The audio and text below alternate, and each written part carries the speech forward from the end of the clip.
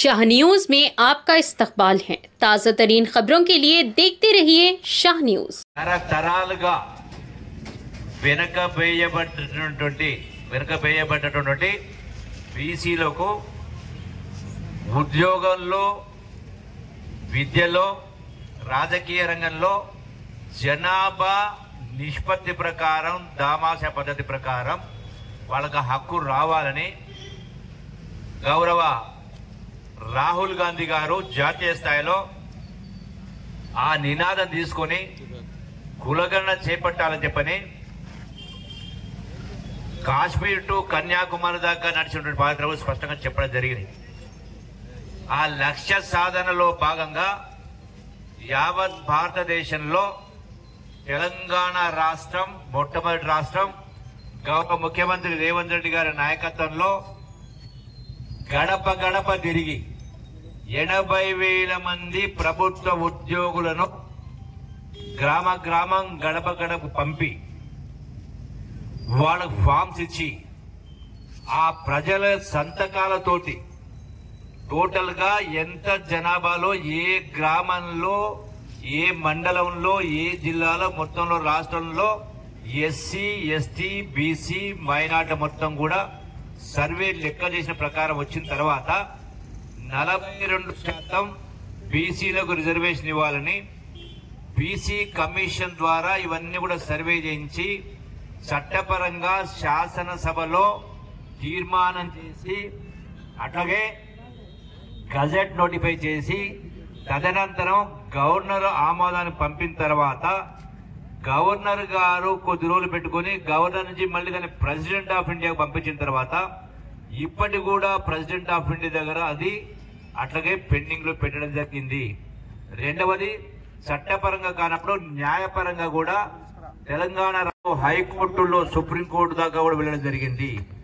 రెండవది, యావత్ తెలంగాణ కాంగ్రెస్ సంబంధించినటువంటి శాసనసభ్యులు, మంత్రులే కాదు కాంగ్రెస్ పార్టీ వాదులందరూ కూడా ఢిల్లీ జంతర్ మంతర్లో అక్కడ నిరవధిక నిరాహార దీక్ష చేసి దేశంలో ఉన్నటువంటి 100 మంది ఎంపీలు కూడా వివిధ పార్టీల వాళ్ళు దీనికి మద్దతు తెలపడం జరిగింది. అయినా కూడా కేంద్ర ప్రభుత్వం దీనికి చట్టరూపం ఇచ్చేటువంటి కార్యక్రమం చేయడం లేదు. న్యాయపరంగా అన్ని కోర్టుల తలుపు తట్టడం జరిగింది. మీరందరూ కూడా ప్రత్యేకంగా చూసింది ఏం జరుగుతూ ఉందో. ఇక్కడ గమనించాల్సిన విషయం, ప్రజాస్వామ్యంలో ప్రజలే అంతిమ నిర్ణేతలు. ప్రజాస్వామ్యం అంటేనే మెజారిటీ. యావత్ ప్రజలు మొత్తం కూడా మెజారిటీగా ఎట్లయితే ఈ రిజర్వేషన్ కావాలని కోరిన తర్వాత, సంతకాలు కూడా పెట్టిన తర్వాత, తీర్మానం చేసిన తర్వాత కూడా అవసరమైతే రాజ్యాంగాన్ని అవసరమైతే సర్దుబాటు చేయాలి. భారతదేశంలో స్వాతంత్రం వచ్చిన తర్వాత ఇప్పటి వరకు సబ్జెక్టు కరెక్షన్ 120 సార్లు రాజ్యాంగంలో మార్పులు చేర్పులు చేయడం జరిగింది. ప్రజాస్వామ్యంలో భారతదేశంలో 29 రాష్ట్రాలు ఉన్నాయి. రాష్ట్రాల సమాఖ్యనే దేశం. రాష్ట్రాలు లేకుండా దేశం ఉండదు. రాష్ట్రంలో మొత్తంగా మరి ఏకపక్షంగా నినదించిన తర్వాత చట్టపరంగా ఏం చేయాలో చేసిన తర్వాత కూడా ఇంకా నిమ్మకు నీరెత్తినట్టుగా ఈనాటి కూడా కేంద్ర ప్రభుత్వం స్పందించట్లేదు, మార్పు చేయడానికి ఒప్పుకోవట్లేదు. వీళ్ళు సంతకాలు చేయరు, ప్రెసిడెంట్, గవర్నర్ చేయడు, ప్రెసిడెంట్ ఆఫ్ ఇండియా చేయడు.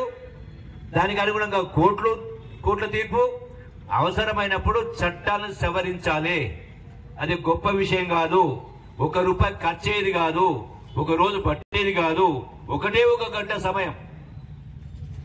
మరి ఈనాడు దీనికి ప్రధాన కారణం ఇలా దేశంలో ఉన్నటువంటి అధికార పార్టీ బీజేపీ పార్టీ ఎందుకు ప్రజల పైన కక్ష కట్టి ఈ సవతి తల్లి ప్రేమ చూపించే కార్యక్రమం చేస్తూ ఉందో అర్థం కావడం లేదు. ఖచ్చితంగా దోషిగా నిలబెట్టాల్సిన అవసరం ఉంది. నెంబర్ 1. నెంబర్ 2, గతంలో కూడా నేను వాస్తవాలు మాట్లాడతా ఎవరేమనుకున్నా కూడా గతంలో కూడా 10 సంవత్సరాల పాటు అధికారంలో బీఆర్ఎస్ పార్టీ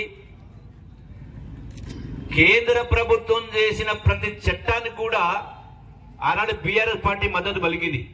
అది నోట్ల రద్దయినా జిఎస్టి బిల్లు అయినా ప్రతి బిల్లు కూడా ఈవెన్ ఆనాడు బీజేపీ నిలబెట్టినటువంటి ప్రెసిడెంట్ ఆఫ్ ఇండియా అభ్యర్థి వరకైనా ప్రెసిడెంట్ వైస్ ప్రెసిడెంట్ ఆఫ్ ఇండియాకైనా ప్రతి సందర్భంలో కూడా ఆనాడు బీఆర్ఎస్ పార్టీ మద్దతు పలికింది.